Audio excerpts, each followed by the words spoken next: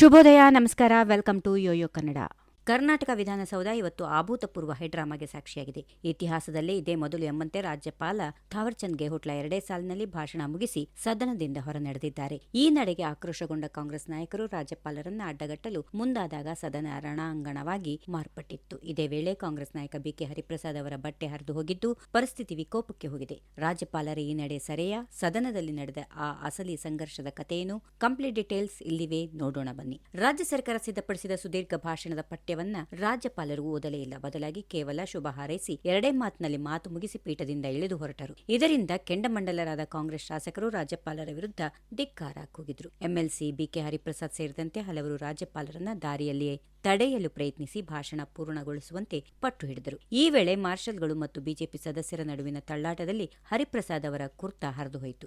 ತಮ್ಮ ಬಟ್ಟೆ ಹರಿದ ಬಗ್ಗೆ ಆಕ್ರೋಶ ಹೊರಹಾಕಿದ ಬಿಕೆ ಹರಿಪ್ರಸಾದ್, ಬಿಜೆಪಿಯವರೇ ನನ್ನ ಬಟ್ಟೆ ಹರಿದಿದ್ದಾರೆ ಅಂತ ನೇರ ಆರೋಪ ಮಾಡಿದ್ದಾರೆ. ರಾಜ್ಯಪಾಲರು ಸಂವಿಧಾನಾತ್ಮಕ ಜವಾಬ್ದಾರಿಯಿಂದ ನುಣುಚಿಕೊಂಡಿದ್ದಾರೆ. ಅವರು ಸರ್ಕಾರದ ಭಾಷಣವನ್ನ ಓದಲೇಬೇಕು ಅಂತ ವಾದಿಸಿದ್ರು. ಆದರೆ ಸದನದಲ್ಲಿ ನಡೆದ ಈ ಅನಿರೀಕ್ಷಿತ ಬೆಳವಣಿಗೆಯಿಂದ ಶಾಸಕರೆಲ್ಲರೂ ದಂಗಾಗಿ ಹೋದ್ರು. ಇಡೀ ಸದನದಲ್ಲಿ ಗದ್ದಲ ಮತ್ತು ಘೋಷಣೆಗಳ ಕೂಗು ಮುಗಿಲು ಮುಟ್ಟಿತು. ಈ ಘಟನೆ ಬಗ್ಗೆ ತಿರುಗೇಟು ನೀಡಿದ ವಿರೋಧ ಪಕ್ಷದ ನಾಯಕ ಆರ್ ಅಶೋಕ್ ಇದು ರಾಹುಲ್ ಮತ್ತು ಸೋನಿಯಾ ಗಾಂಧಿಯನ್ನ ಮೆಚ್ಚಿಸಲು ಮಾಡುತ್ತಿರುವ ಕುತಂತ್ರ ಅಂತ ಕಿಡಿಕಾರಿದ್ದಾರೆ. ರಾಜ್ಯಪಾಲರು ಧನ್ಯವಾದ ಹೇಳಿ ಹೊರಟಿದ್ದಾರೆ.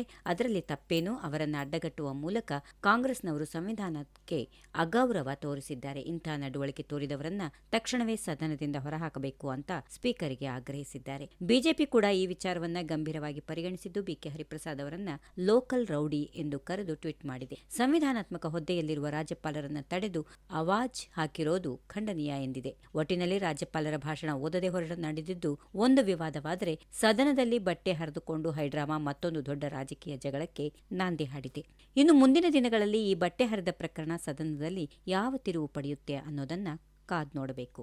If you like this video, ಬೇಗ ಲೈಕ್ ಮಾಡಿ, ಕಾಮೆಂಟ್ ಮಾಡಿ, ಶೇರ್ ಮಾಡಿ ಹಾಗೂ ಯೋಯೋ ಟಿವಿ ಕನ್ನಡವನ್ನು ಸಬ್ಸ್ಕ್ರೈಬ್ ಮಾಡಿ.